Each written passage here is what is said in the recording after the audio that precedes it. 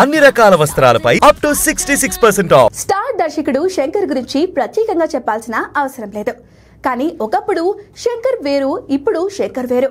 I సినిమాకు ముందు శంకర్ చేసిన సినిమాలన్నీ అద్భుతాలే. కానీ ఆ తర్వాతే శంకర్ డౌన్ ఫాల్ స్టార్ట్ అయ్యింది.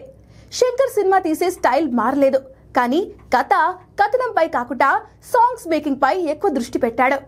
దాని కారణంగా సినిమా బడ్జెట్ పెరగడం, ఆ సినిమా రిజల్ట్ తేడా కొట్టడం, నిర్మాతలకు భారీ నష్టాలు తెచ్చిపెట్టడం జరిగిపోయాయి. భారతీయుడు 2, గేమ్ చేంజర్ సినిమాలు ఇలానే దెబ్బతీశాయి. గేమ్ చేంజర్ పాటల కోసం 75 కోట్ల రూపాయల వరకు ఖర్చు చేశాడంటే పాటలపై శంకర్ ఫోకస్ ఎలా ఉందో అర్థం చేసుకోవచ్చు. అందుకే ఇకపై శంకర్ ఇలాంటి మిస్టేక్ చేయకూడదని ఆయన అభిమానులు భావిస్తున్నారు. ఒకప్పటి వింటేజ్ శంకర్ కావాలని కోరుకుంటున్నారు. అయితే గేమ్ చేంజర్ తర్వాత శంకర్ ఏ సినిమా చేయబోతున్నాడు అనే విషయంలో క్లారిటీ లేదు. కానీ తాజాగా ఆయన భారీ ప్రాజెక్ట్ ప్రకటించారు. లేటెస్ట్ గా ఓ కార్యక్రమానికి అతిథిగా హాజరైన శంకర్ 1,00,000 కాపీలు అమ్ముడైన వెల్పరి అనే నవల గురించి మాట్లాడారు.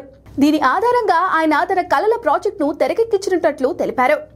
ఒకప్పుడు నా డ్రీమ్ ప్రాజెక్ట్ రోబో, ఇప్పుడు వెల్పరి. భారీ బడ్జెట్ తో ఇది రానుంది. ఇప్పటి వరకు చేసిన అతిపెద్ద చిత్రాల్లో ఇది ఒకటవుతుంది. దీనికి భారీ స్థాయిలో కాస్ట్యూమ్స్, ఆర్ట్ డిజైన్స్, టెక్నాలజీ అవసరం. గేమ్ ఆఫ్ థ్రోన్స్, అవతార్ వంటి చిత్రాలకు ఉపయోగించిన సాంకేతికతను పరిచయం చేయనున్నారు. ప్రపంచమంతా దీన్ని గుర్తిస్తుంది. త్వరలోనే నా కళ నిజం కావాలని కోరుకుంటున్నాను అని శంకర్ తెలిపారు.